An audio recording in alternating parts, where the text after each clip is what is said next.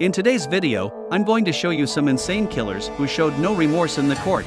Чикатило, по приговору суда вы приговорены к смертной казни. Вам ясен приговор суда? Ясен. Уводите. Can you even think that someone can kill their own best friend? Their own family? Their son? It's really disturbing. Killing someone may not be easy for normal people, but there are some serial killers who consider this as a fascinating job.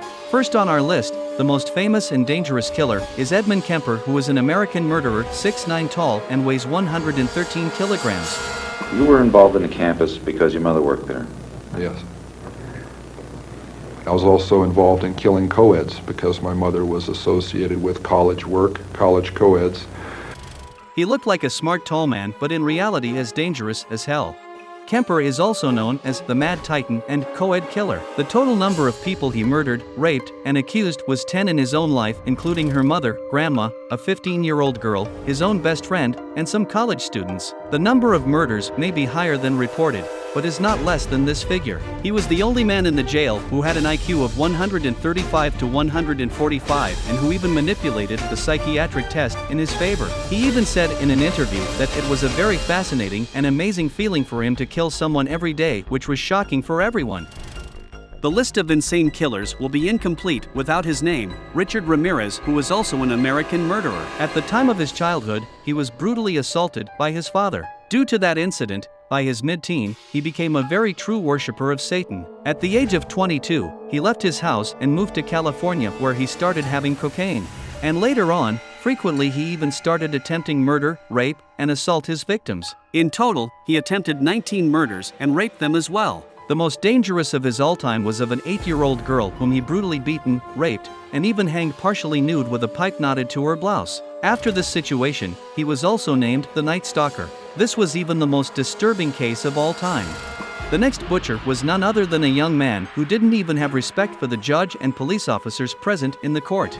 He talked about Mr. Khalil Brown, my neighbor who stayed across the street.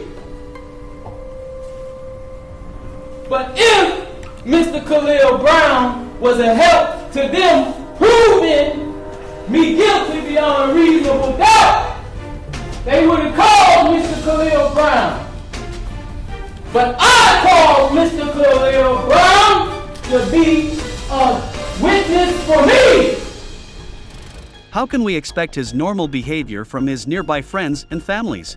Ronnie O'Neill, a 29-year-old man who shot dead his girlfriend Kenyatta Barron and also murdered his 9-year-old daughter by striking her multiple times with a hatchet. This was very shameful for humanity that a father killed her daughter so brutally. Not even this. He even stabbed his 8-year-old son before pouring gasoline over the house and setting it on fire. As per O'Neill's statements, he became angry and punished his son for playing his video in which he was beating her girlfriend, Kenyatta Barron. The son was able to escape and was found alive, but was badly burned. The judge even stated that this was the worst case she has ever seen in her lifetime, and he was prisoned for the rest of his life.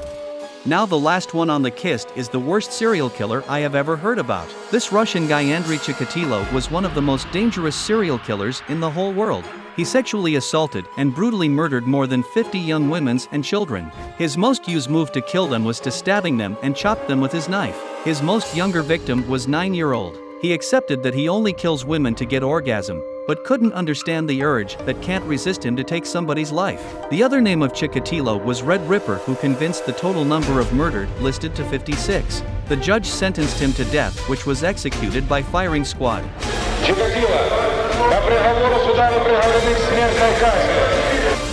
Even after hearing this news, he was having his meals properly and exercised daily as if nothing was going to happen, but in 1994 he was fired. That's all for today's video, and if you made it till the end, leave me a thumbs up, share it with your friends, and I'll see you next time.